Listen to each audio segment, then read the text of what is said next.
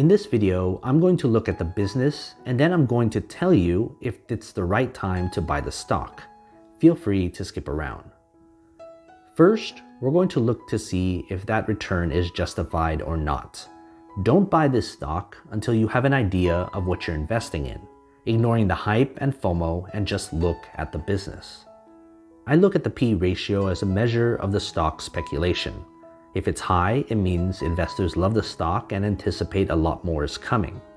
On the flip side, if it's low, it means people aren't in love with the stock and aren't too hot on its future. That's where you usually find hidden gems when speculation is at an all-time low. As we progress through this analysis, you'll see at the top right my updated opinion on the company. In some cases, there's no P/E ratio. That means the company has no earnings and its value is completely derived from pure hype around its stock. In that case, we're going off the whims of speculation with tons of FOMO, which I'd tried to avoid altogether. Relatively speaking, we're looking for a P/E ratio lower than 23, ideally lower than 2.99. Next, I look at the projected earnings growth over the next 5 years as a meaningful way to assess if the company is still growing at a reasonable clip. High growth often means high speculation, but that can sometimes be justified if the P/E ratio isn't too insane. Even mediocre growth is fine too, albeit it's a stable company with predictable earnings year in and year out. It's the low growth you want to try to avoid because it can be a sign of hard times coming for the company.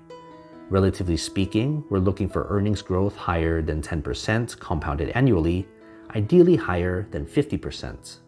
Profit margins get into the meat of the business. High margins mean the company commands pricing power and it can generate revenue at a low cost. This opens doors to further development of the company's products, as well as acquisitions, translating to more growth. However, if we're looking at low profit margins, we need to look deeper into the business. It's not always bad, but low profits don't have as much room to maneuver and grow. It can still be stable, but that stability is often priced into the stock. Relatively speaking, we're looking for profit margins higher than 12%. Ideally higher than 52%. Furthermore, the company's return on equity is another important part of valuing the business. It goes hand in hand with profit margins. The ROE measures how efficiently the company can generate cash from shareholders. A high ROE in turn fuels high profit margins, which cascades growth. Combine that with a lower P/E ratio, you're looking at a great company to invest in. Relatively speaking, we're looking for an ROE higher than 15%, ideally higher than 55%. Lastly, one of the most often overlooked metrics when deciding whether to invest is the dividend yield. In many ways, I consider this the most important metric if you're a long-term investor. A high dividend yield combined with the other 4 metrics in this video makes a very powerful investment vehicle. If your plan is to hold for years, you want to get something out of it. A dividend is basically passive income.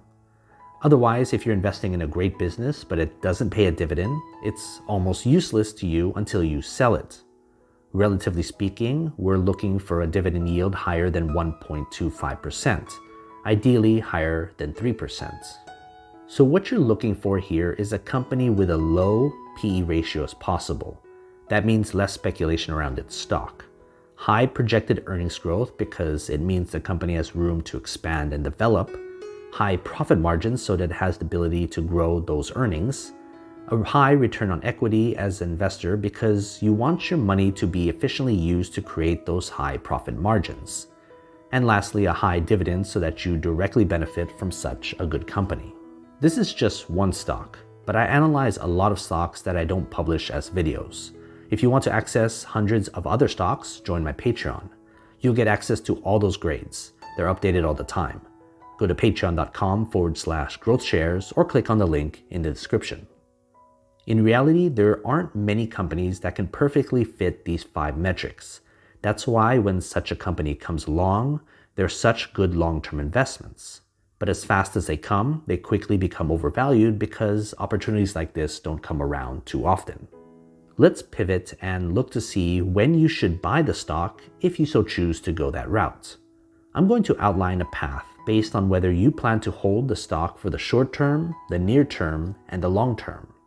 If you're a short-term investor, someone looking to buy low and sell high within the next month, look at the stock's relative strength index. The RSI measures the stock's momentum and spits out a number from 1 to 100.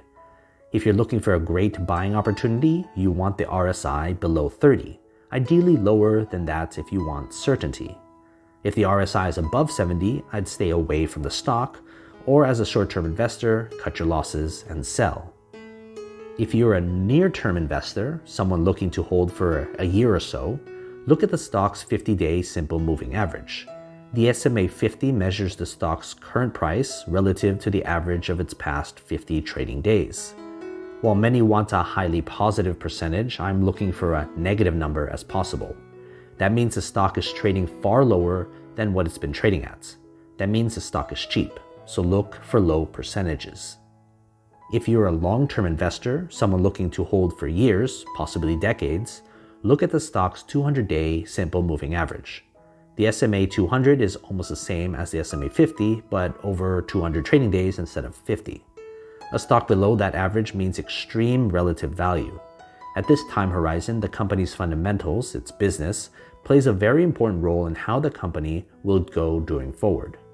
If you're looking for even more extreme value, combine the RSI, the SMA 50, and the SMA 200 together and make sure they're all at bargain levels. This isn't as rare as you think, but with an RSI below 30 and the simple moving averages at large negatives, you're looking at very cheap stocks. But just remember to consider the business first and not just the price.